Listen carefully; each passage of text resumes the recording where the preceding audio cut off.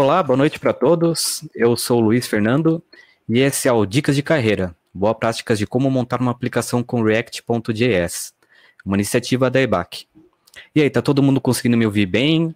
Pode dar um oi no chat, aproveita e fala de onde vocês são, se vocês já trabalham na área. Aí o Ryan, o Wesley, boa noite, o Rafael tá aí também. Vocês já trabalham na área, vocês estão querendo migrar, podem ficar à vontade para falar. O Front-End Júnior, oh, bacana, tem bastante gente interessante aí. Bom, a qualquer momento, vocês podem mandar comentários, perguntas para o convidado de hoje, vocês podem ficar à vontade aí no chat, que o tempo inteiro eu vou estar acompanhando vocês. Então, qualquer dúvida, é só interagir com a gente, beleza?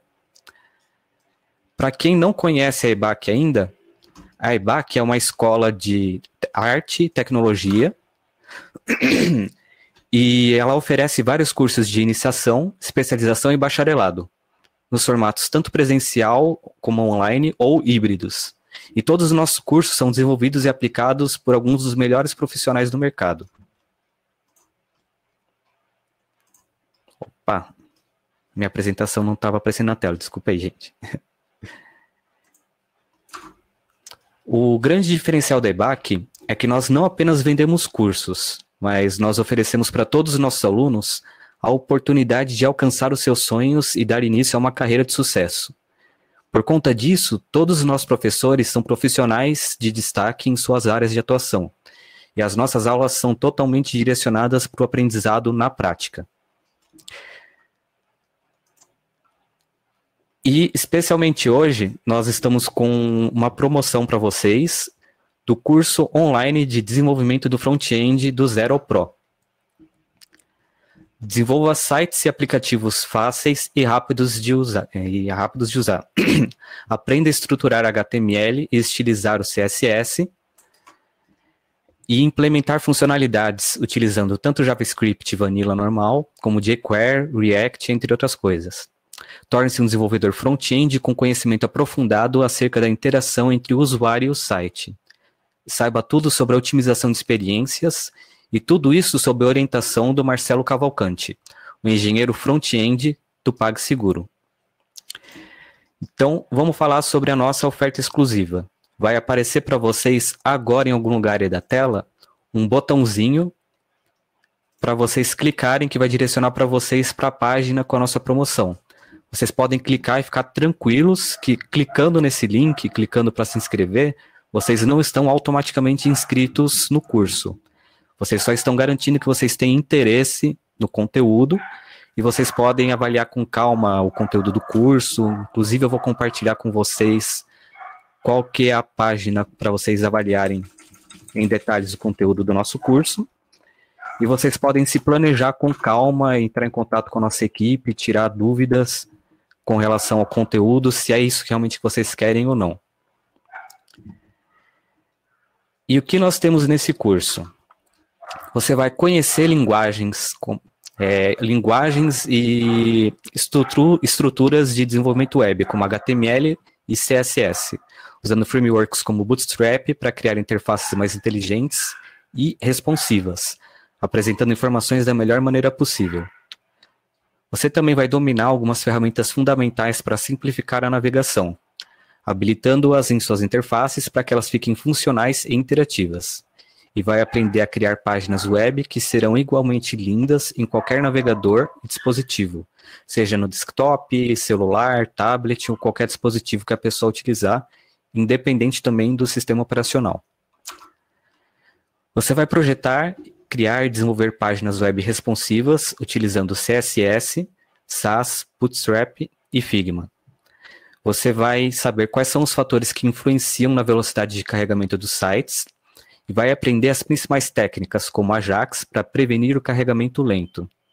E também vai utilizar tecnologias mais recentes de integração de APIs e SEOs. SEO, Search Engine Optimization. Vocês vão entender muito bem o que é o SEO e qual que é a importância dele no mercado hoje em dia. E, é claro, vai criar aplicações e sites completos utilizando ferramentas de desenvolvimento front-end. Então, aproveitem agora essa oportunidade especial cliquem no botãozinho que apareceu em algum lugar aí na tela. Se vocês estão no celular e o botãozinho não apareceu, só dá uma encostadinha na tela no vídeo que vai aparecer o botão em algum lugar para vocês. E eu já coloquei aí o link para vocês acompanharem. E hoje, na nossa demonstração de boas práticas de como montar uma aplicação com React.js, nós vamos receber o Lucas Longuinhos. Ele é formado em ciência da computação e tem mais de 14 anos de experiência em desenvolvimento de software. Ele já atua em projetos de grande porte no Brasil, América Latina, Europa e Estados Unidos. Atualmente, ele atua como instrutor de desenvolvimento de software e consultoria em foco de aplicações de alta performance. Boa noite, Lucas. Seja muito bem-vindo. Tudo bem? Vou fazer uma apresentação aqui para vocês. Antes dele começar a apresentação, só uma última coisa, pessoal. Eu vou estar aqui o tempo inteiro, a minha câmera não vai estar aparecendo, mas eu vou estar disponível o tempo inteiro com vocês aí no chat. E vocês podem ir deixando as suas dúvidas, o que der para ele responder no decorrer da apresentação dele, ele vai respondendo. E as dúvidas que eu achar interessante deixar para o nosso momentinho lá no final, para a gente ter um bate-papo para tirar as dúvidas, eu vou deixar reservado, anotado, beleza? Agora, pode ficar à vontade, Lucas, a palavra é sua. Bacana, Luiz, obrigado. Boa noite, galera. E eu preparei um conteúdo aqui para vocês. Eu vou estar compartilhando aqui minha tela aqui agora, para a gente poder acompanhar.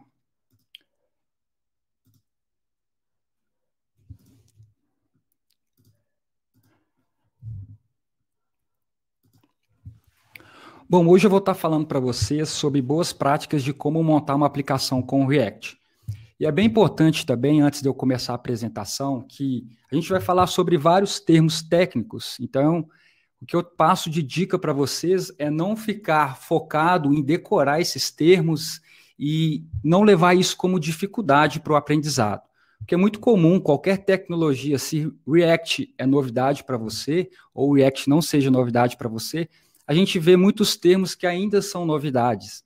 Então, isso pode acabar confundindo, mas o interessante é vocês entenderem a dinâmica da biblioteca e saber como ela funciona. Meu nome é Lucas Longuinhos, eu deixei o meu contato aqui de e-mail, se alguém quiser bater um papo depois, e eu também me arrisco com conteúdos no YouTube. Então, eu deixei o endereço aqui também, youtube.com/lucasnime. Para hoje, o que a gente vai trazer nessa apresentação? Eu vou fazer uma breve introdução do que é o React, então a gente vai poder entender como esse framework trabalha. Vou falar sobre algumas ferramentas e extensões para a gente realizar uma demozinha aqui. Vou falar sobre o ESLint, Setup, TypeScript e organização de pastas. Esses conceitos que a gente vai estar trazendo aqui vai conduzir a gente a boas práticas para a criação de um projeto utilizando o React. Então, primeira coisa, o que é o React? O React ele é uma biblioteca JavaScript declarativa, eficiente e flexível para criar interfaces visuais. Então, ele é focado para resolver um problema específico de uma aplicação web, focada somente ali nas partes de visual da aplicação. Então, quando a gente desenvolve uma aplicação web, a gente tem duas pontas, a parte visual e a parte não visual, que a gente chama de front-end e back-end. Essa parte front-end é onde entra o framework React. O React ele nasceu em 2013 e foi criado e mantido pelo Facebook. A gente pode acompanhar que a cada ano que passa, ele vem se tornando cada vez mais popular, justamente pelo fato de ter tanta interação com a comunidade. Então, no GitHub, a gente pode ver que tem 168 mil stars e 33 mil forks. Então, ele torna cada vez mais popular por ser um open source. Ele é de código aberto, então várias pessoas podem contribuir para esse framework ir crescendo cada vez mais. E uns pontos que a gente deve ficar bem atento é sobre as principais funcionalidades desse framework, dessa biblioteca que é o React.js. Então, a gente tem o primeiro ponto aqui, é a sintaxe JSX. Quando a gente fala em desenvolver uma aplicação web, a gente está falando em HTML, JavaScript e CSS.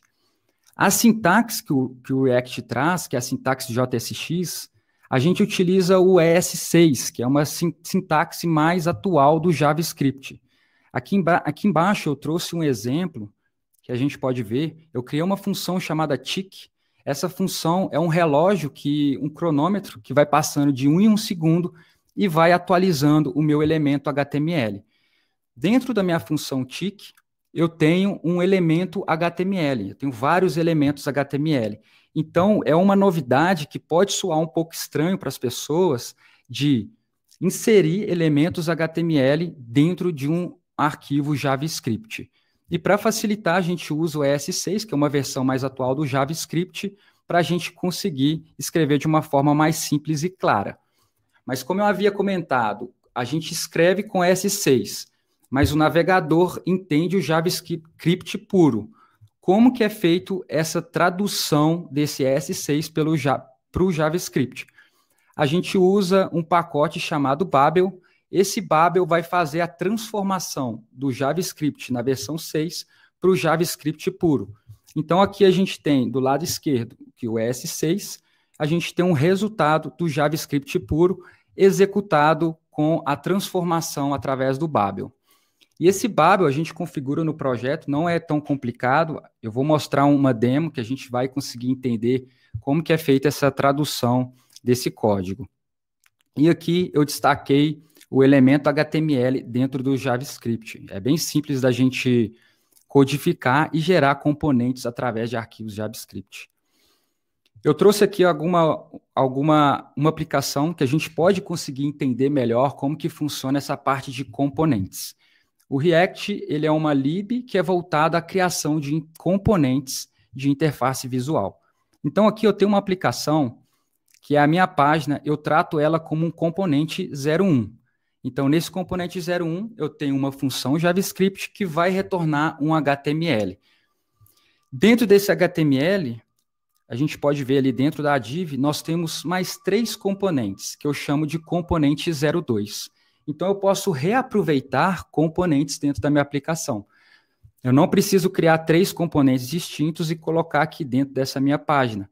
Eu simplesmente chamo o componente 02 3 vezes, alterando somente o nome, que a gente pode ver ali que é uma propriedade do meu componente. Um outro ponto bem importante para o entendimento dessa lib é a parte do DOM. O DOM pode ser um pouco complicado para a gente entender, que muitas vezes a gente pode programar uma aplicação web e não ficar atento ao DOM. O DOM, ele é o Document Object Model, é o modelo de objeto de documento. Ele representa a árvore da minha página, a árvore da minha aplicação. Então, a minha página, ela contém um código HTML, e esse código HTML, ele é em formato de árvore. Por quê? A minha tag principal é o meu HTML, e dentro do meu HTML eu tenho outras 2 tags, a body e a head. A head são informações que eu quero colocar na minha página e que não são visíveis para o usuário. A body já é o conteúdo visível. Então, dentro da minha body eu tenho uma div, e dentro da minha div eu tenho um H2 e um H1. Isso é o DOM. E por que a gente está falando sobre DOM e Virtual DOM? Como que funciona isso? Quando eu trabalho com DOM, o DOM tradicional, para eu poder manipular um componente, o que eu faço? Aqui eu tenho um exemplo de um código. Nesse código eu tenho uma div, e dentro dessa div eu vou pegar uma função JavaScript, e essa função vai jogar elementos dentro dessa minha div HTML. Quando eu chamo essa função de 1 em 1 segundo, a gente pode ver aqui em destaque em vermelho que a minha div ela é reconstruída. Então, o meu DOM, o que ele faz? Ele desconstrói a minha árvore e monta a minha árvore novamente. Então, essa manipulação do DOM, ela acaba sendo um ponto-chave no desenvolvimento de uma aplicação web, porque isso interfere na aplicação, no desempenho da sua aplicação. Então, quando você gerencia o DOM de uma forma muito mais otimizada, a sua aplicação ganha em performance. E é aí que entra o Virtual DOM, que é o que traz como proposta o React. O Virtual DOM, ele faz uma cópia do DOM original, porém, ele altera somente o que realmente é necessário alterar. Nesse caso, nesse exemplo, a gente está alterando somente o elemento H2, onde no elemento H2 a gente tem um current time. E por que que ele cria um virtual DOM? Porque quando eu vou colocar esse elemento, essa div, dentro de uma outra div, eu estou utilizando o React DOM, que é o pacote do React. React DOM.render, eu estou renderizando um elemento dentro daquele nó, dentro daquela div. Então, isso é bem importante a gente entender, porque nesse entendimento que a gente faz sobre o Virtual DOM, a gente consegue entender a importância que tem quanto à performance da nossa aplicação. Um outro ponto que a gente precisa entender é sobre o ecossistema. O React, ele trata um ponto específico de uma aplicação web, que é a parte de componente, a parte visual da nossa aplicação. Então, para a gente formar o ecossistema da aplicação, a gente vai ter que inserir novos pacotes na nossa aplicação, instalar outras bibliotecas, como o Redux para controlar estados. A gente pode instalar o React Router para controlar as rotas da nossa aplicação. Então, página de inicial, uma página sobre a aplicação, uma página de vendas, uma página de produtos. Esse roteamento, né, o trafegar de uma página para outra, a gente vai utilizar o React Router. E a gente tem um Jest também para tratar a parte de teste da aplicação, utilizando o React, e outras libs. Então, quando você forma esse conjunto de bibliotecas, você forma o seu ecossistema. O React é apenas um ponto ali da construção da nossa aplicação. Ferramentas e extensões. Agora que a gente já fez uma introdução ali sobre o React, o que a gente precisa para fazer tudo isso acontecer? Basicamente, eu vou precisar do VS Code, do Node e do Git. Eu não vou entrar em processos de instalação, nem direcionar aqui alguns links para a gente fazer essa instalação, mas o que eu quero mostrar é que a gente, com essas 3 ferramentas base, a gente consegue construir a nossa aplicação, sem dificuldades, sem a gente precisar também entrar em cada detalhe, porque eu acho que se a gente entrar muito em detalhe aqui em instalação, a gente perde um pouco o foco. Então, essas 3 ferramentas, vamos construir aqui uma demo para a gente entender o funcionamento do React. E dentro dessa demo, a gente vai falar sobre os outros 4 tópicos aqui dessa apresentação, o ESLint, um setup de inicialização da nossa aplicação, TypeScript e organização de pastas. Então, eu vou estar iniciando aqui o nosso projeto.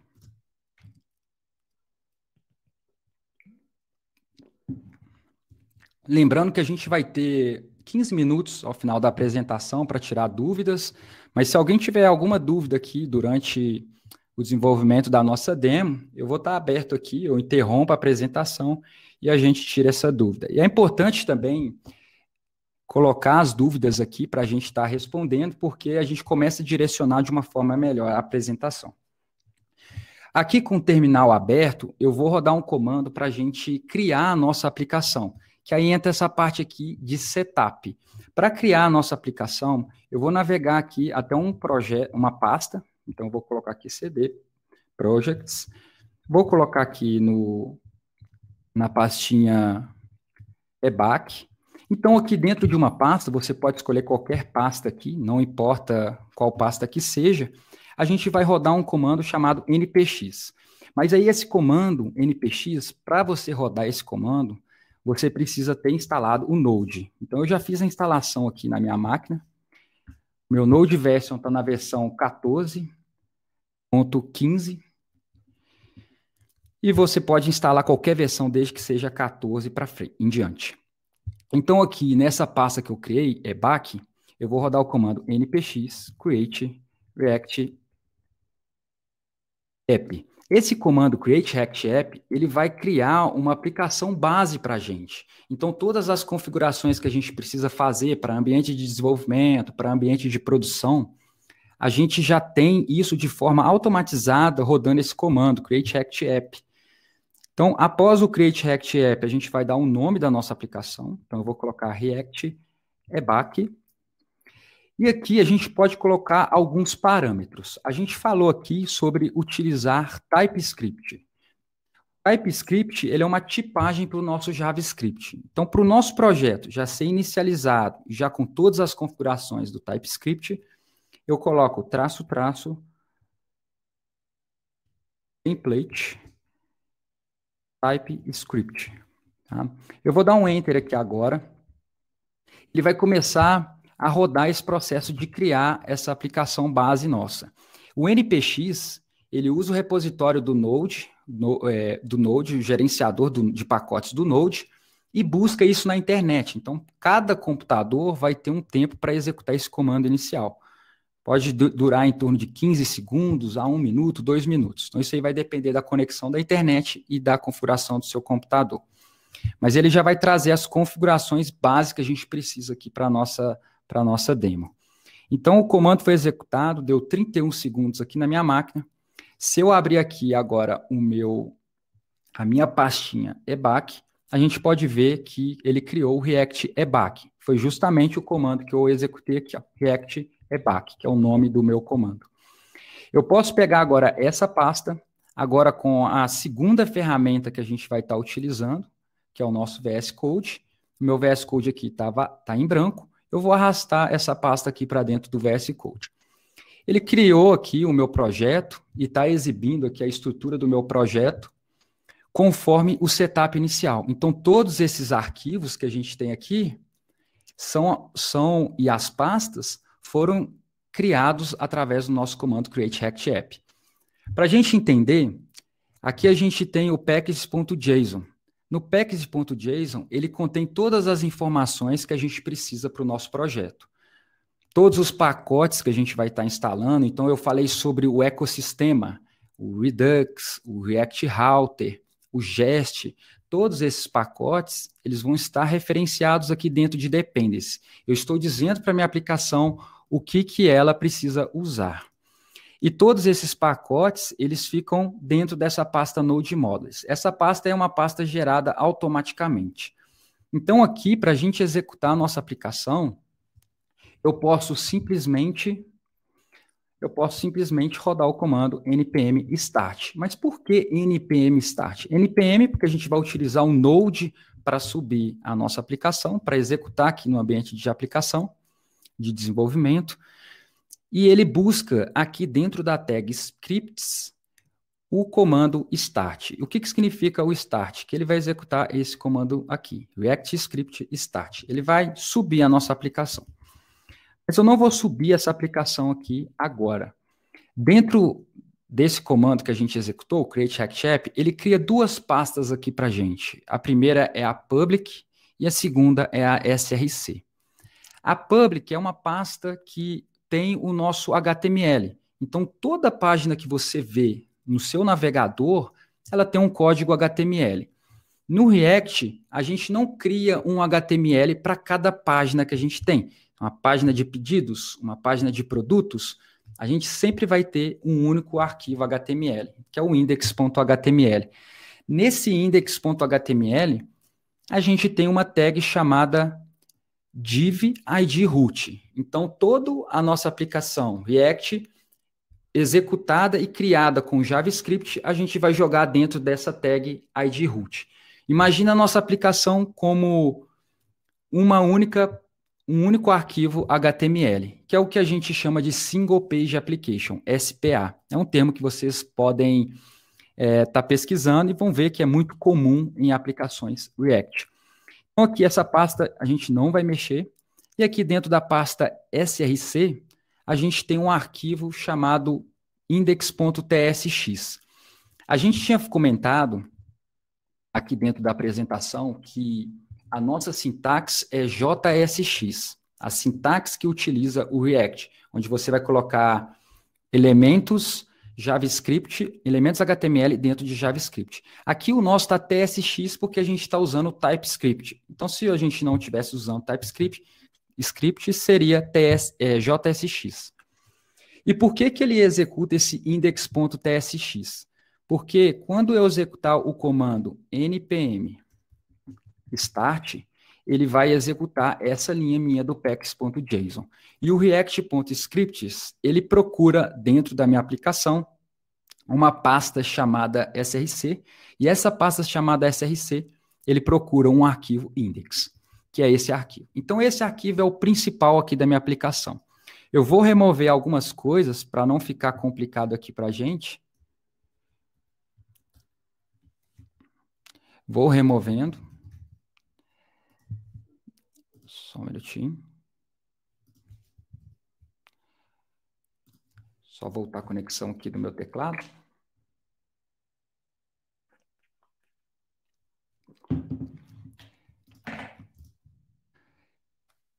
Vou remover isso daqui também, que eu não estou utilizando. Já vou remover esses dois arquivos aqui, só para a gente conseguir enxergar a nossa aplicação de forma mais clara. Vou remover essa logo também, não vou estar utilizando. Esse arquivo react-app-env.d.ts é um arquivo que é gerado de forma automática, então não adianta remover. Na hora que a gente executar os comandos para subir a nossa aplicação, ele vai ser criado novamente. Esse index.css eu vou deixar, esse app.css eu vou remover. Esse arquivo de teste também eu vou remover. Agora a gente ficou com 3 arquivos que a gente pode editar e esse arquivo gerado de forma automática. Então, o que eu vou fazer aqui? Primeiro, eu vou ajustar esse app.sx, remover as referências de arquivos que eu não tenho mais. Esses dois eu já removi. Eu vou deixar aqui uma div vazia, sem esse class name. Página inicial. Vou colocar aqui. Agora, dentro desse index.tsx, o que nós vamos fazer? Eu vou remover esse código aqui, e a gente vai ser esse arquivo que é solicitado a primeira vez. Então, como que a gente vai renderizar lá dentro do nosso HTML, que a gente só tem uma div? O que eu faço? Como ele vai chamar o meu index, o que eu vou fazer? Eu vou usar o pacote do React, DOM, ponto render, esse método de ponto render. Então, aqui dentro desse render, ele já faz toda a mágica do React para mim. Nesse método, eu tenho 2 parâmetros. O primeiro é o elemento e o segundo é onde eu quero jogar esse elemento. Então, vamos lá. Qual que é o elemento que eu quero? Eu vou colocar aqui um H1, este, e onde eu quero jogar? Eu vou jogar document.getElementById. Eu estou utilizando o próprio DOM para localizar aquela minha div lá do meu index.html, que eu vou passar o nome aqui de root. Esse name root é o mesmo nome que eu tenho aqui. Se eu mudasse para root 2, aqui também teria que ser root 2. Então, vamos manter aqui como root, que é assim que está o nosso index.html. Não vamos mais mexer nessa pasta public. Agora, se eu salvar aqui e rodar o npm start, eu salvei todos os arquivos, rodei npm start, ele vai subir a minha aplicação agora.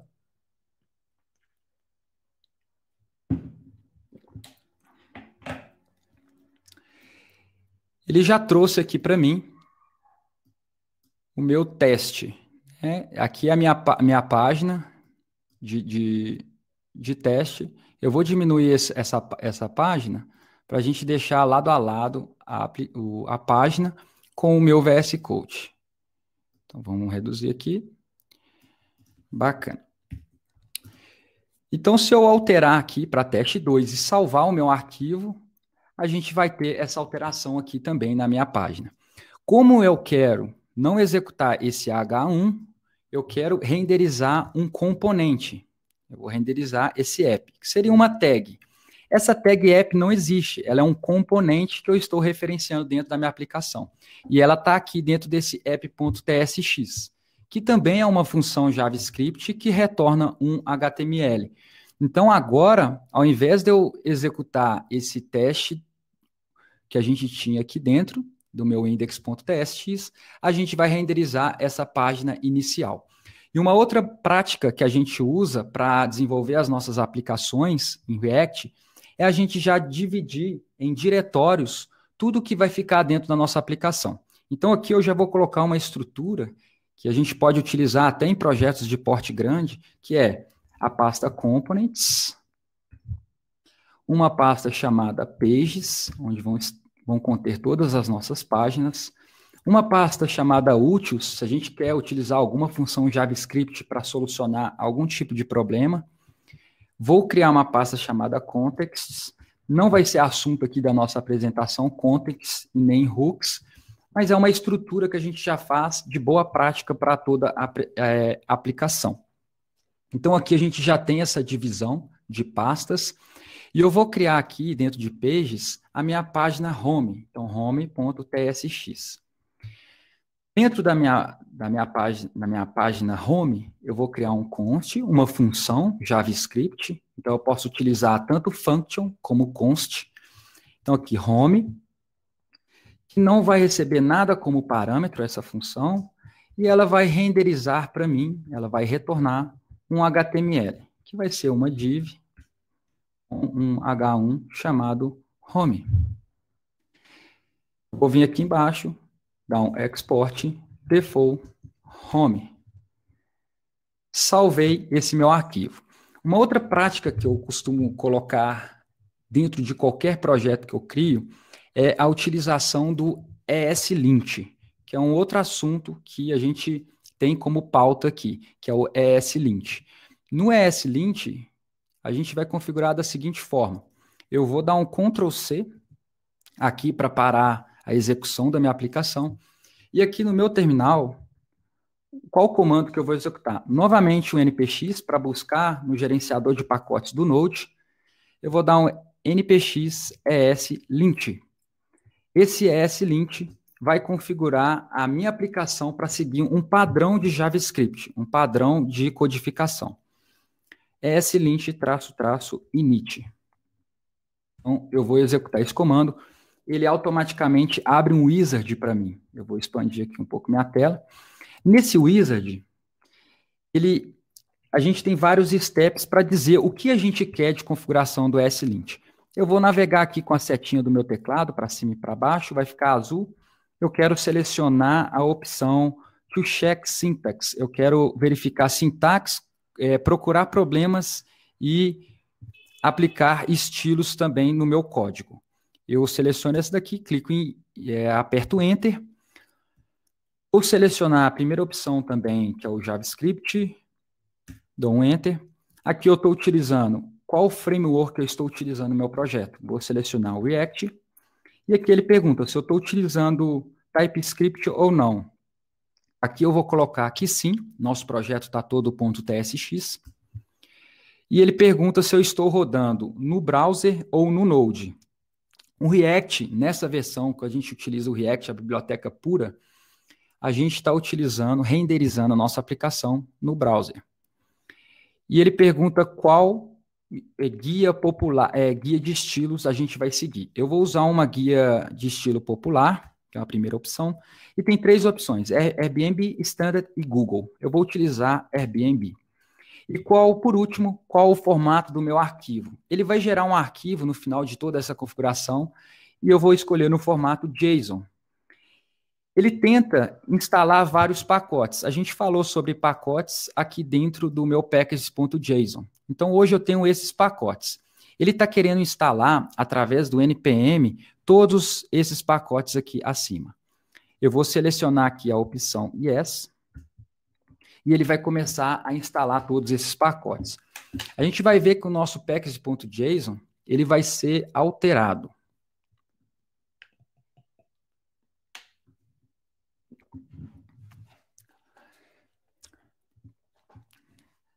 Pessoal, é muita informação que a gente vai estar passando aqui em pouco tempo, né? São várias informações sobre tecnologias, pacotes, setups, ESLint, TypeScript. Às vezes a pessoa está começando agora com JavaScript. A gente já está falando sobre TypeScript. Então pode ficar um pouco confuso, mas isso é natural para o primeiro impacto que você tem assim com uma tecnologia nova, se for o caso de vocês. Então aqui, no final da instalação, a gente vai ver que esse package.json vai ser alterado.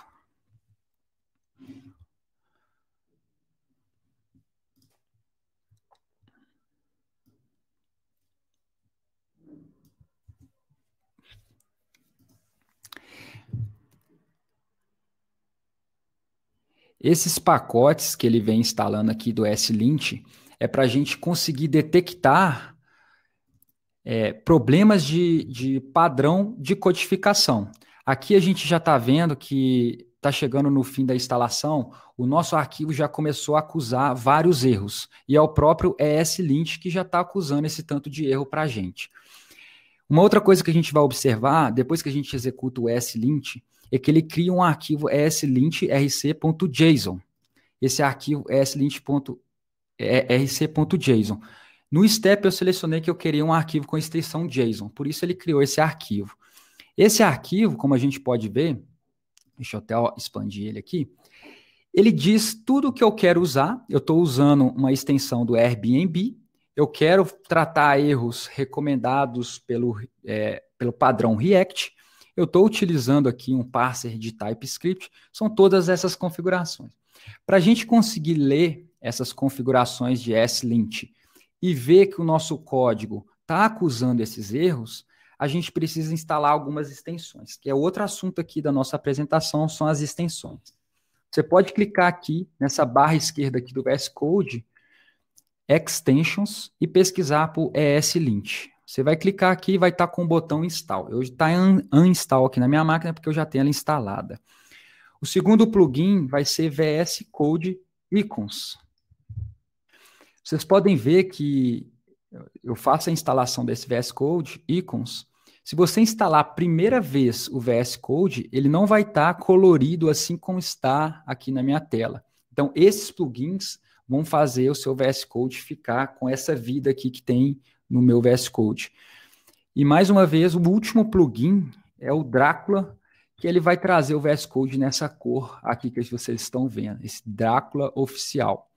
Você pode fazer um install e setar essa cor como o tema default do seu VS Code. Aí vocês vão ter o seu VS Code customizado assim como está o meu. O último passo que a gente faz para o ESLint, você pode apertar Ctrl Shift P, ou se você tiver no Mac, Command Shift P. Ele vai abrir essa barra, você vai digitar Open Settings e vai selecionar a opção JSON. Ele vai abrir um arquivo de configuração. Esse arquivo de configuração é o arquivo de configuração do VS Code e não do meu projeto.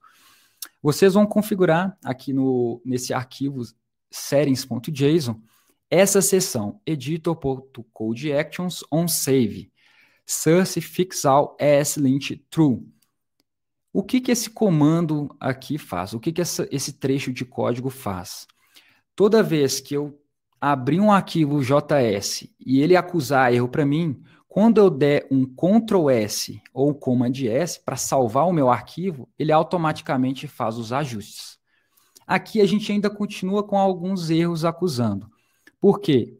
Dentro de ESLint RC, eu vou colocar algumas regras para ignorar algumas coisas. Então, eu já tenho essa regra aqui copiada, não vou entrar em detalhes. Esse código eu vou deixar no repositório no GitHub, então depois eu vou passar o endereço para vocês, então não precisa preocupar em entender quais são essas regras. Essas regras basicamente vai ignorar alguns tipos de erros que eu não quero que ele acusa para mim. Então eu vou salvar isso daqui. Vou vir aqui também em tsconfig, que é uma configuração do TypeScript. Aqui dentro de tsconfig, eu vou colocar uma outra configuração aqui. Vou copiar aqui. Eu vou colocar essa configuração aqui, ó, no implicit any, que eu não quero informar para todo o arquivo meu qual que é o tipo de retorno que eu estou fazendo aqui para a minha função. Então, eu posso salvar aqui o meu arquivo. Tá? Vou salvar aqui.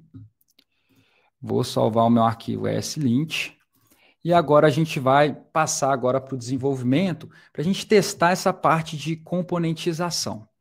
Então, aqui eu já tenho, eu vou dar um npm start novamente na minha aplicação. Qual que é o ponto ideal aqui para a nossa aplicação de separar o que é componente, o que é página? Aqui dentro da minha página, a minha página home, eu tenho um elemento HTML Porém, eu quero colocar um cabeçalho para essa página home. Então, eu posso tratar isso como um componente. Aqui ele está acusando na index.tsx que a gente vai ter que usar um single quote aqui dentro. Então, aqui eu já voltei até a minha página inicial. E aqui dentro de home, o que eu vou fazer? Eu vou colocar vou fazer a importação de um cabeçalho. Então, aqui eu vou ter um cabeçalho.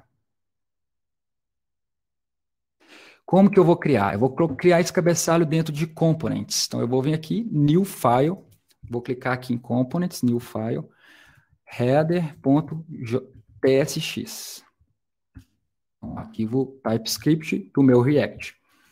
Vou colocar const, header, vai receber aqui como propriedade um título. Então, vou colocar aqui title.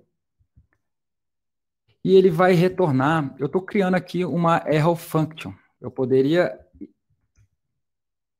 criar essa mesma função dessa forma. Aqui eu simplesmente optei por uma arrow function.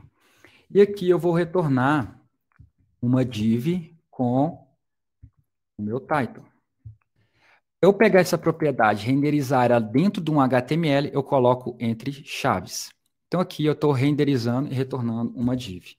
Vou fazer o export default, vou exportar essa minha função, header. E aqui entra agora o TypeScript. Eu vou colocar uma interface, que eu vou colocar qual que é o tipo dessa propriedade. É um número, é um texto, qual o tipo que é essa minha propriedade. Então eu coloco uma interface, coloco aqui como header props, coloco dentro de chaves, e qual que é a propriedade que eu tenho? Title. Ele vai ser do tipo string. E agora eu posso utilizar, eu posso fazer essa tipagem para o meu componente. Mas antes disso eu vou importar aqui o React, porque eu quero usar uma função do React para tipar esse elemento meu. Então aqui, dentro de header, eu vou colocar dois pontos, react.fc, e com sinal de menor e maior, eu vou colocar aqui a minha interface. Correto? Já tenho aqui a minha propriedade sendo passada aqui para dentro do meu elemento. E agora eu posso voltar aqui na home e fazer um import desse elemento, desse componente que eu acabei de criar. Então, header, from, ponto, barra. Eu posso navegar com dois pontos, eu navego para o diretório acima. Então, components, barra, header. Agora eu venho aqui embaixo, no lugar de cabeçalho, eu coloco ele como se fosse um elemento HTML. Eu simplesmente salvo essa aplicação, esse ajuste que eu fiz. Vocês podem ver que nada aconteceu. Por quê? O meu header, ele está esperando uma propriedade chamada title. E aqui eu não passei o title aqui para minha aplicação. Então, title, eu vou passar aqui, título, vamos colocar aqui, ó, apresentação back.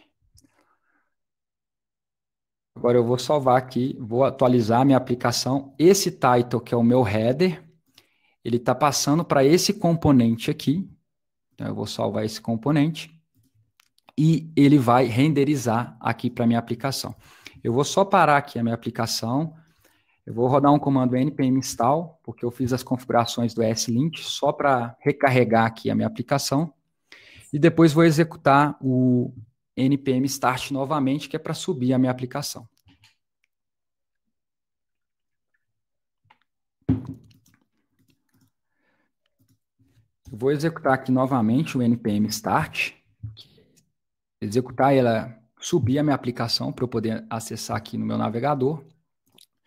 E eu já tenho aqui o minha home puxando a header.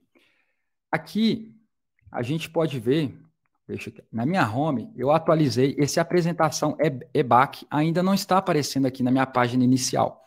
Porque aqui dentro de app.tsx eu não estou chamando essa página home. Então eu preciso importar, import home from, E eu vou navegar até essa pasta pages, que é dois pontos, ponto barra, porque eu estou no mesmo nível do meu diretório. Eu uso só um ponto, pages barra home. Agora eu transformo o meu elemento HTML nesse home. Salvei. Agora eu tenho a apresentação EBAC e a home. Se eu vier aqui dentro da minha home e alterar EBAC 2, ele automaticamente já faz essa alteração. E como que eu aplico um estilo CSS aqui dentro do meu componente header? Então imagina que eu quero o meu cabeçalho com 64 pixels de altura. Então eu posso colocar assim, uma propriedade chamada style. Isso é uma propriedade nativa do componente.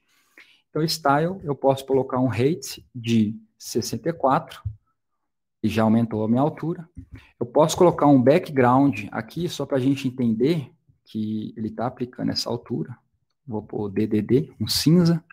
Então, vocês podem ver que já deu um background. E eu posso trabalhar diversas propriedades de CSS. Por exemplo, um display, flex, um align itens. Vou deixar ele bem no centro. De center. Então, eu vou colocando propriedades aqui. Posso colocar também aqui um padding de 8 pixels. Então, eu consegui criar aqui um cabeçalho e reaproveitando ele dentro da minha home. Então, se eu quisesse colocar dois elementos aqui, usando o mesmo componente, a minha aplicação ela vai duplicando também, sem ter que ficar copiando o meu código. Então, essa parte de componentização e organização é bem importante. Inclusive, essas pastas aqui para a gente identificar o que é página, o que é componente. Então, aqui, para a gente finalizar, eu poderia ter também aqui um estilo dentro do meu H1. Por exemplo, eu poderia ter aqui uma div. E dentro dessa div, um style para colocar um padding também. De 8. E aqui seria o meu conteúdo principal. Agora a gente entendendo essa estrutura inicial que ele traz para a gente de package.json, toda essa estrutura que a gente não precisa, a gente simplesmente dá um npm start, a nossa aplicação já está pronta, e se eu quero publicar essa aplicação para um ambiente de produção, para ficar disponível para qualquer usuário, eu posso executar um npm run build, um outro componente que vai gerar minha aplicação final, que é esse build. Então, aqui ele já traz toda essa facilidade para a gente. O importante é a gente focar nessa parte aqui de componentização, de páginas, que o resto, depois que você entende, começa a entender o fluxo das informações. Onde que o npm start, ele chama qual arquivo? O index.tsx. Por que que ele chama o index.html? Porque dentro do meu package.json, o React Script já é um pacote que faz tudo isso para mim.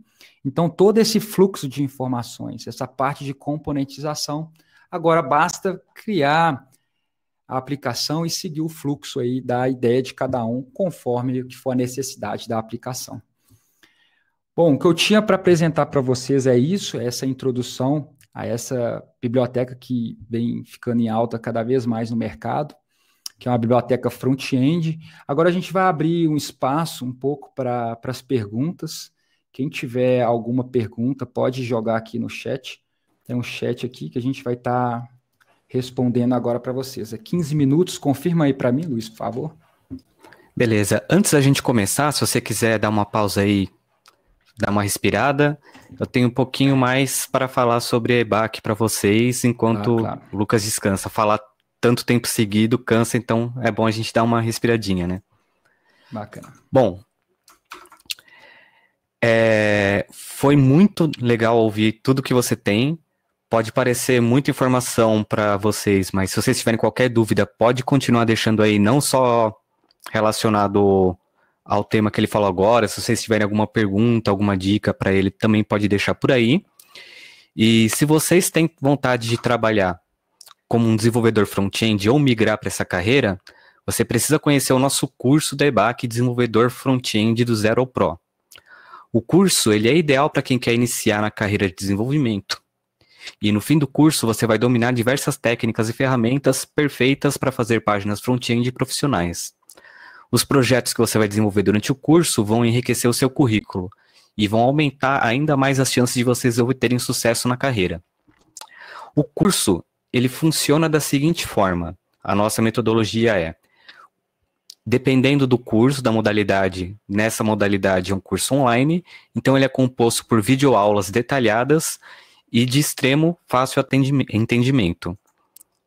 Você vai fazer atividades práticas no ritmo que for o mais adequado, o melhor ritmo para vocês, o ritmo que cabe na sua rotina. E você vai receber um feedback individualizado dos nossos tutores para aprimorar ainda mais os seus trabalhos. Ou seja, não é só aquela dinâmica, assiste uma videoaula, faz uma atividade, pronto, acabou. Tudo que vocês fizerem, vocês vão receber um feedback de um dos nossos tutores, que é justamente para fazer com que vocês tenham um norte, um caminho para seguir para se tornarem profissionais de verdade na área. Você também vai desenvolver alguns projetos para consolidar o seu conhecimento, enriquecer o seu portfólio e, obviamente, vai receber o nosso certificado da EBAC. E ainda tem mais. Ao se matricular em um dos nossos cursos, você vai ganhar 1 mês gratuito no curso de inglês da EF English Live, com acesso a 16 níveis e certificado reconhecido internacionalmente. Opa, o Wesley deixou uma pergunta, já vou deixar ela marcada aqui também. Então, aproveitem essa oportunidade especial e cliquem agora nesse botãozinho que está aparecendo em algum lugar aí na telinha de vocês. Se não estiver aparecendo por vocês estarem no celular novamente, só dá um toquezinho no vídeo, deve aparecer em algum lugar o botão. E podem clicar com tranquilidade que vocês não vão fazer a matrícula automática no curso. Vocês só vão garantir o interesse em fazer a matrícula e vocês vão ter o tempo que for necessário para avaliar se é realmente o que vocês querem. E também vão contar com a assessoria da nossa equipe. Eles vão tirar todas as dúvidas que vocês tiverem com relação ao curso antes de vocês tomarem a decisão de fazer esse investimento para a carreira profissional de vocês. Se vocês não clicarem agora nesse botão, vocês vão perder esse desconto. Porque quem já clicou no link percebeu que ele tem um contadorzinho aí de tempo e em algumas horas ele vai expirar a promoção. Aí vai voltar para o preço que está atualmente no nosso site. E vamos receber de volta agora o Lucas para fazer o nosso bate-papo, a nossa sessão para tirar as dúvidas que eu vi que algum de vocês já deixaram por aí.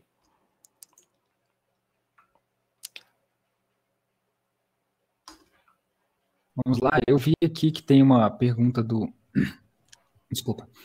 Igor, de Context API não seria algo comparado a um hook? Opa! Não poderia ficar na mesma pasta? Sim, eu vou voltar ao compartilhamento aqui da minha tela.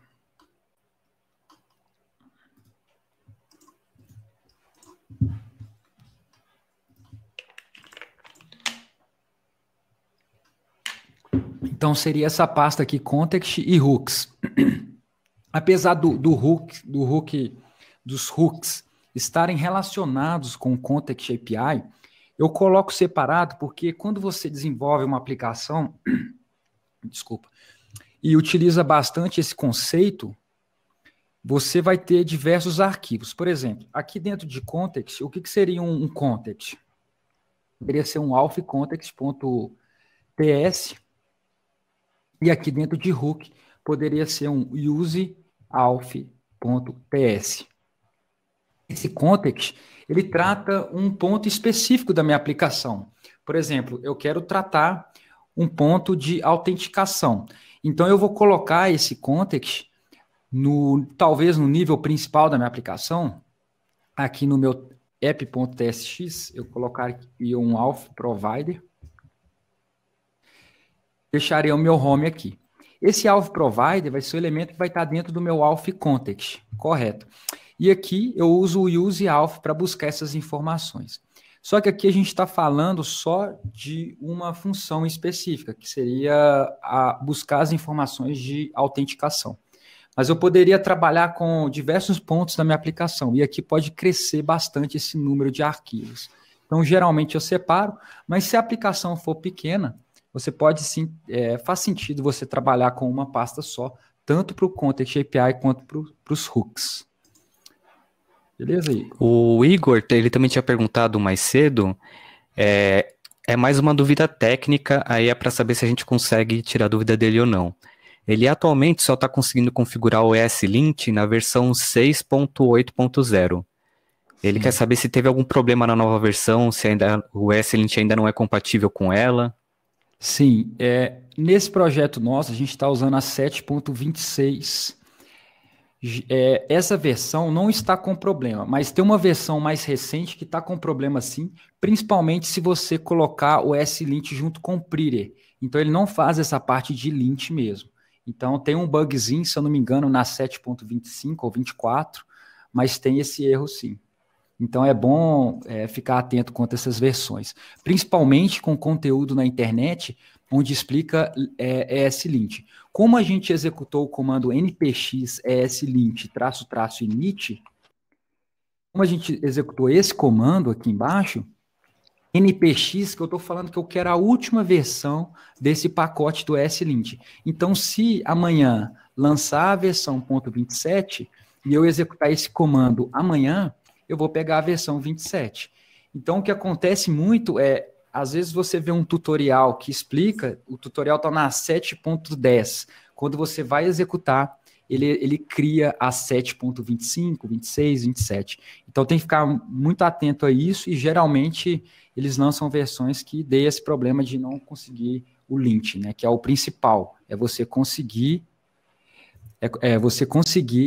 detectar os erros dentro da sua aplicação. Por exemplo, aqui, se eu colocar uma aspas duplas, o meu próprio lint já vai me acusar.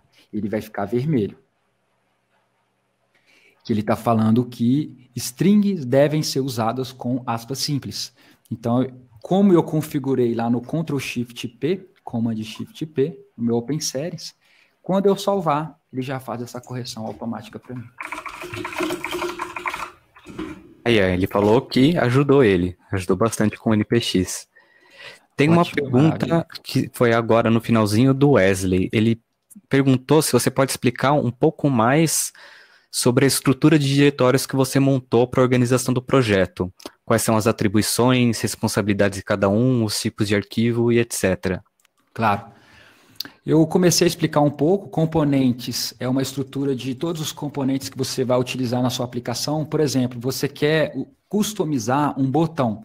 Então, aqui seria um lugar para você colocar esse button.tsx. E aqui você teria o seu const button. Eu poderia receber o nome do botão.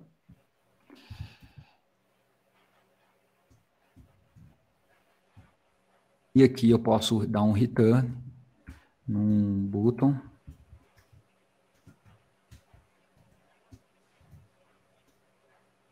E eu posso estilizar aqui, né? Eu posso colocar um style. Posso colocar aqui que meu botão vai ter um background, preto, por exemplo. E aqui eu recebo a propriedade name. Então, todo mundo que chamar esse botão, passar como propriedade o name, eu vou renderizar essa função. Então, aqui eu posso dar um export, default button. Dou um Ctrl S, ele já faz essa formatação para mim. Aqui ele está acusando que eu não tipei o meu elemento. Aí a gente volta a colocar aqui a interface do botão.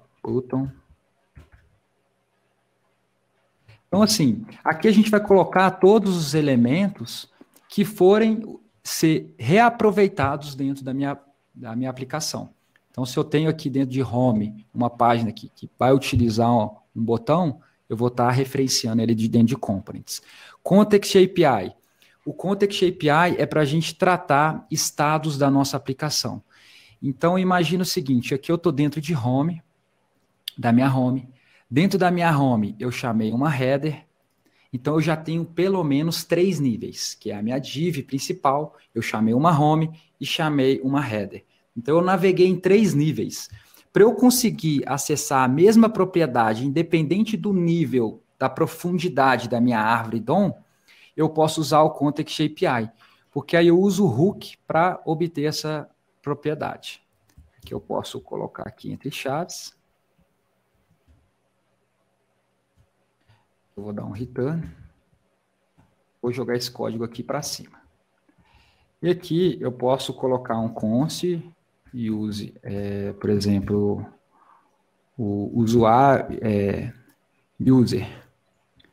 Eu vou receber do use auth. O meu use auth, ele vai ter uma função que vai retornar o usuário logado. E com essa simples linha de código, em qualquer ponto que eu tiver da minha árvore, eu posso ter 20 elementos de profundidade, eu vou acessar através desse hook.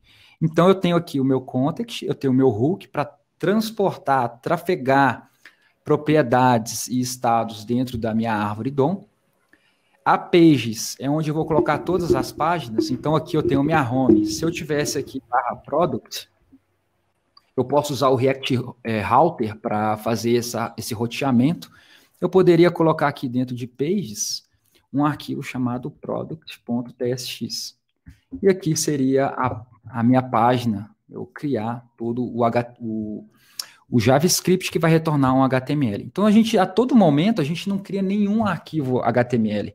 A gente sempre cria arquivos TSX, que esse arquivo TSX, o próprio React vai ser responsável por jogar todo esse elemento dentro aqui da minha div.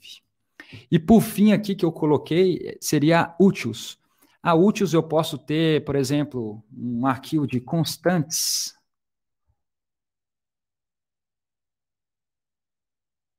Posso ter um arquivo de formatação. Então, eu posso criar aqui um format.ts.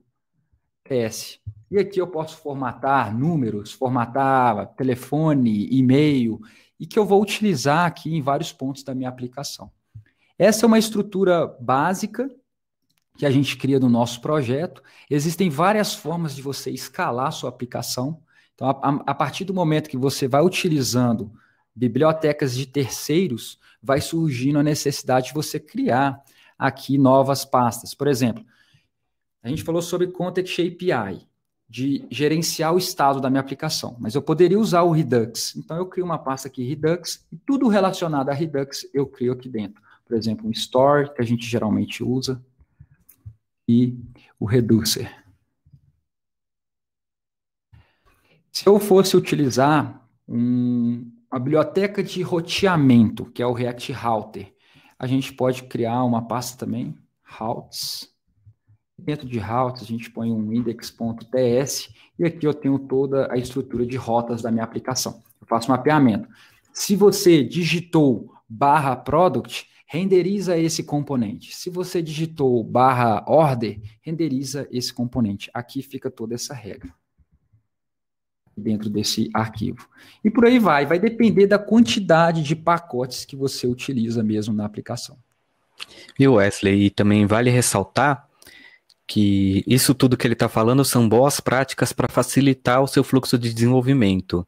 Também existem pessoas que não estruturam as pastas desta forma, e conforme o seu produto vai crescendo, chega um momento que você começa a perder o controle de onde estão as informações que você precisa, porque estava tudo aglomerado na mesma pasta. Então, tudo isso que o Lucas comentou com a gente hoje ajuda muito o seu fluxo de desenvolvimento, tanto se você trabalha sozinho como se você trabalha em equipe, para não atravancar os seus processos. Exatamente. E é importante ter essa divisão até para o que você acabou de comentar, né? Se você tem mais de uma pessoa trabalhando no projeto, se você deixar ali em poucas pastas, fica difícil dar essa manutenção. E esse é um padrão que geralmente é seguido. Components e pages sempre tem qualquer aplicação de demonstração no GitHub relacionada a React, você vai encontrar também essas estruturas. Então é bem comum você utilizar isso, juntamente com o S-Lint para você bloquear. Porque cada desenvolvedor pode ter uma forma de codificar. Eu posso ter desenvolvedor que faça importações de pacotes com aspas duplas, eu tenho desenvolvedor que faz com aspas simples. Então, você começa a ter diferentes padrões dentro do código. O S-Lint também te ajuda a limitar todos seguirem o mesmo padrão. Exatamente. Um outro ponto positivo também dessas boas práticas é se essa estrutura de. Ó, a Beatriz perguntou se essa estrutura de padrão existe um nome. Não, não existe um nome, é mais um padrão que a própria comunidade vem criando mesmo. Tem gente É. que faz um bootstrap, uma aplicação que você executa o comando e ele já traz já com essa estrutura. A gente usou um setup que foi o Create React App, ele não trouxe essas pastas, mas tem várias aplicações no GitHub de bootstrap que se você executar um comando, ele já traz essa estrutura para você. Sim. E uma das vantagens, que era o que eu ia comentar antes de aparecer a pergunta da Beatriz, hoje você pode fazer o serviço para um cliente em específico, beleza, tranquilo. Aí dali a 1 ano e meio, ou sei lá, 2 anos, ele quer que você faça uma manutenção. Aí você fica, putz, é um sistema legado, já tá 2 anos, já tem muita coisa que mudou de lá para cá. Se você seguir uma boa prática no desenvolvimento, na hora que você pegar para fazer a manutenção, você vai bater o olho e vai falar, opa, eu lembro como é que isso aqui foi feito. Eu sei para que serve cada coisa. Exatamente. E uma coisa que também eu sempre oriento é você não ficar preso a padrões, arquiteturas, a design patterns. Você tem que começar a sua aplicação com o conhecimento que você tem hoje. E começando a aplicação, você vai sentir a necessidade de padronizar. Quando você não trabalha com Context API, por exemplo, vai chegar um momento da aplicação que você vai precisar compartilhar propriedades em vários elementos da sua aplicação. Então você vai entender que vai ter a necessidade de colocar um Context API, um momento que você vai ter que usar Redux, um momento que você vai ter que fazer um roteamento. Então, se você ficar preso a ter que aprender todos os pacotes para formar o ecossistema da sua aplicação, da melhor forma que seja, para ser um padrão de uma aplicação do Facebook, por exemplo, você acaba que nunca começa o seu projeto. Então, o importante é você entender a estrutura de criação, onde é o fluxo, como que caminha, qual que é o primeiro arquivo a ser executado e como você cria os componentes, você começa e faz. Faça, independente se está seguindo a melhor forma de padrão de arquitetura. Exatamente. O mais importante é dar os primeiros passos. Tem uma coisa que é extremamente interessante para quem está na área de aprendizado, é que, assim, tem muita gente que fala, se aprende na prática. Na verdade, você aprende errando. Se você faz o teste, você cria, você executa, vê, putz, não deu certo. Por que que não deu certo? A partir do momento que você esbarra em uma dúvida, pode ser uma dúvida simples. Não existe isso de dúvida boba, dúvida burra ou dúvida simples. Se você está com uma dúvida, tire essa dúvida. A partir do momento que você compreende o porquê que aquele ponto deu errado, ou por que você está fazendo aquilo em específico, você esbarrou no problema, resolveu o problema, compreendeu, dificilmente você vai precisar decorar como resolver o problema. Só pelo fato de você ter entendido, você consegue seguir adiante. Até antes da gente abrir a dinâmica, o Lucas estava comentando isso sobre não ter a necessidade de decorar código. Você quer comentar um pouquinho sobre isso? Sim, uma coisa que trava muito o estudo inicial, a parte onde você sai do zero para começar a compreender um código. Que a gente vê a tela preta, o primeiro impacto que a gente tem é de não vou conseguir entender o que está sendo passado ali, essa quantidade de arquivos para gerar uma página aqui com poucas informações. Mas isso é um impacto que é natural do desenvolvimento para essa área de programação, mas que a gente não precisa ficar preso a decorar o código. Então, se você entender que tem essa estrutura aqui, e entender como é o funcionamento do React é muito mais importante do que você decorar o código. Porque o código, você pode ir aos poucos. Eu quero criar uma tela com um quadrado que fica centralizado na minha tela e que seja de fundo vermelho. Isso você vai pesquisando na web, vai entendendo onde você encontra isso e aos poucos, com o costume de programação, você vai começando a aprender. Se você de início já tentar decorar que eu quero criar um componente, eu tenho que sempre escrever const, o nome do componente,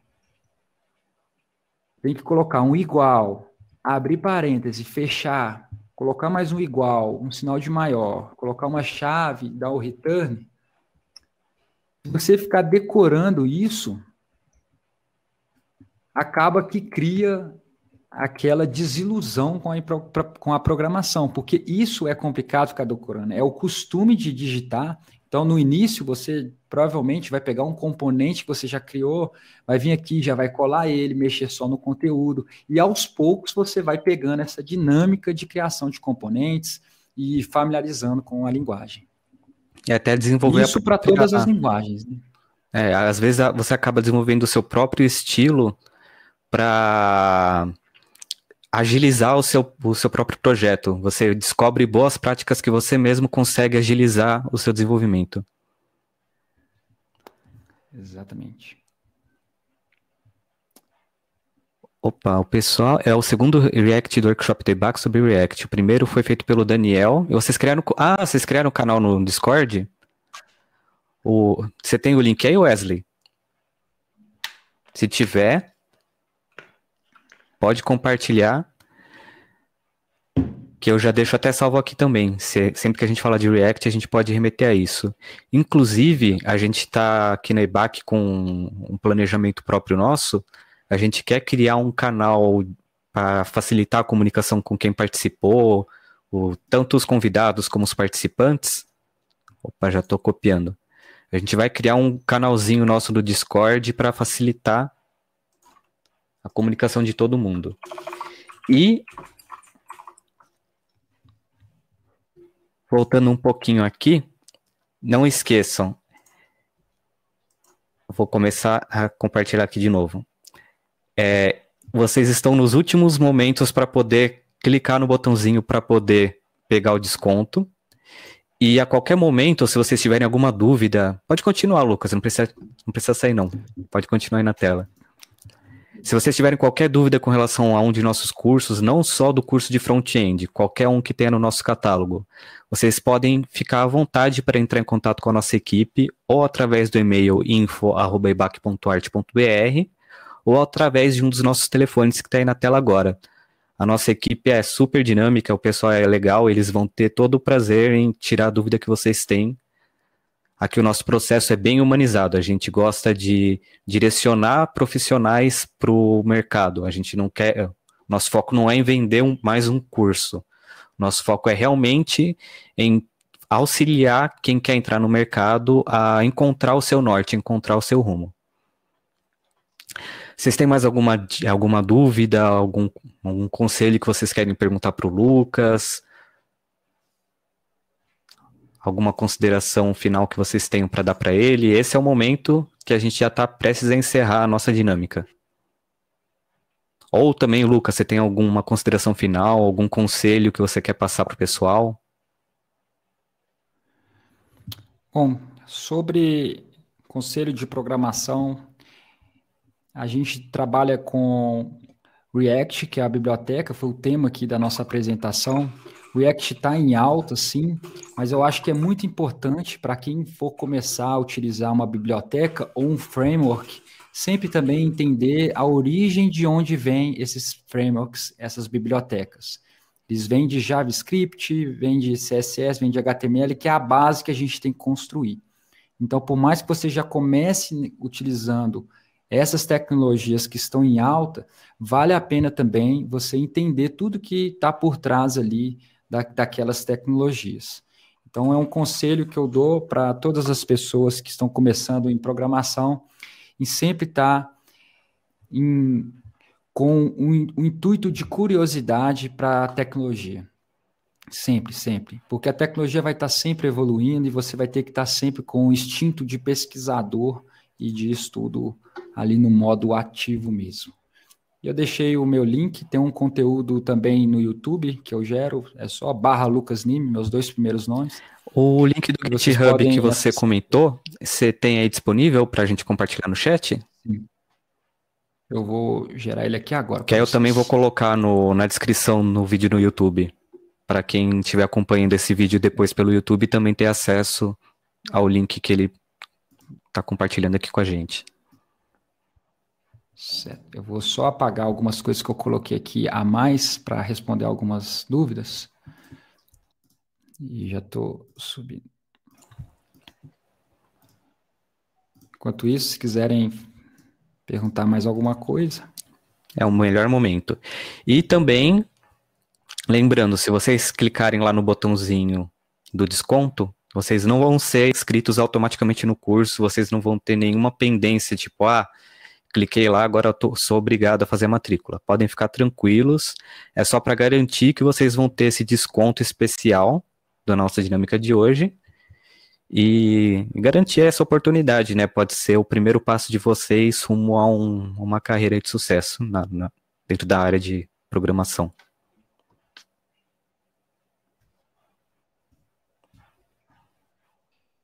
Gerando aqui agora. Opa! É o momento Faustão, né? Quem sabe faz ao vivo.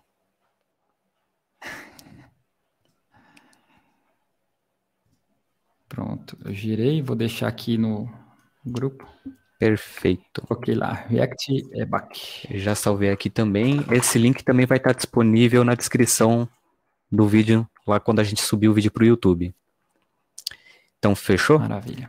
Se vocês tiverem alguma dúvida que vocês não conseguiram perguntar aqui durante o chat, durante a nossa sessão, vocês podem deixar nos comentários do vídeo do YouTube. Dependendo do caso, a nossa equipe responde e tira a dúvida de vocês. Ou, se for o caso, a gente também vai passar o link para o Lucas, ele também vai dar uma acompanhada nas dúvidas de vocês, conforme forem surgindo. Legal. Beleza? E muito obrigado a todos pela presença de vocês. Mais uma vez, obrigado, Lucas, pelo seu tempo. Eu sei que a sua agenda estava apertada, mas foi super bacana essa nossa dinâmica de hoje. E até a próxima, pessoal. Viu? Fiquem de olho na nossa página da EBAC, que lá vocês vão acompanhar os próximos eventos, não só de programação de design web e tudo mais, mas também vai ter a parte de jogos, a parte de design gráfico. Todos os nossos eventos são divulgados aí. Inclusive, o evento de hoje, ele vai estar lá na binha de eventos anteriores. Se vocês quiserem acompanhar qualquer conteúdo que a gente já apresentou, também está disponível lá. É isso aí, pessoal.